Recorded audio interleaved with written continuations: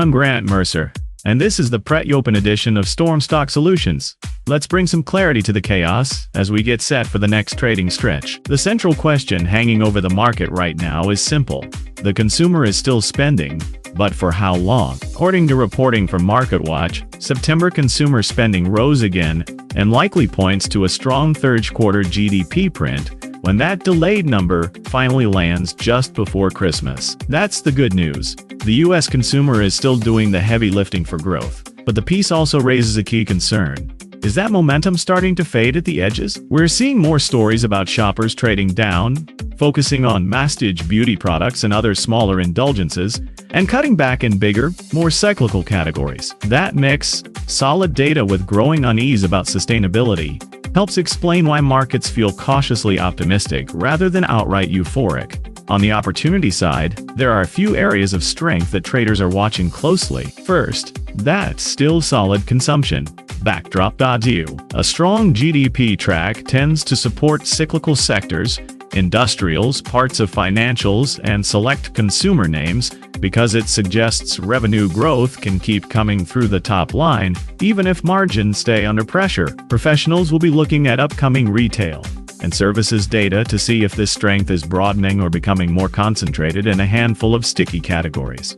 Second, the index story. MarketWatch highlights that an S&P 500 reshuffle is likely on deck, with names like Marvell Technology and Carvana floated as potential entrants if the index committee moves on its usual quarterly cadence. Getting added to a major benchmark can be a powerful technical tailwind. Index funds and closet indexers are forced to buy. Traders who play this theme tend to focus on liquidity, valuation, and how much of the inclusion pop might already be priced in. Third, one of the more interesting under-the-hood stories is coming from the ETF world. A MarketWatch piece by Beth Pinsker digs into why investors are getting repeated calls tied to Invesco's QQ fund as the issuer has postponed a key proxy vote again.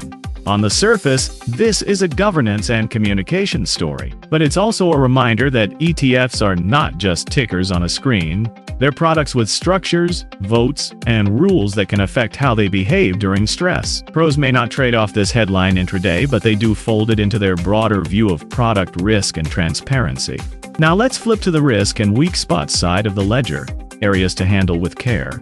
Tesla remains front and center there. MarketWatch reports that Elon Musk's company is rolling out an ultra-low-cost trim of a best-selling EV, explicitly trying to shake off a sales slump and defend market share. Price cuts and cheaper trims can revive volume, but they also keep the pressure on margins in a fiercely competitive space that's already seeing discounting and incentives. Traders will be asking whether this is a smart way to expand the addressable market, or a signal that the EV segment is maturing faster than the bullish long-term narrative suggests. Beyond single names, there's a quieter but important conversation about return expectations. Several MarketWatch columns this hour look at what happens if we are indeed heading into a lost decade of lower equity returns, as some big firms like Vanguard have suggested. That kind of environment wouldn't necessarily mean a crash, but it would mean that the old rule of thumb withdrawal rates and ultra-aggressive return assumptions might not hold. It's another reason why the pros are so focused on risk management and realistic forecasts right now.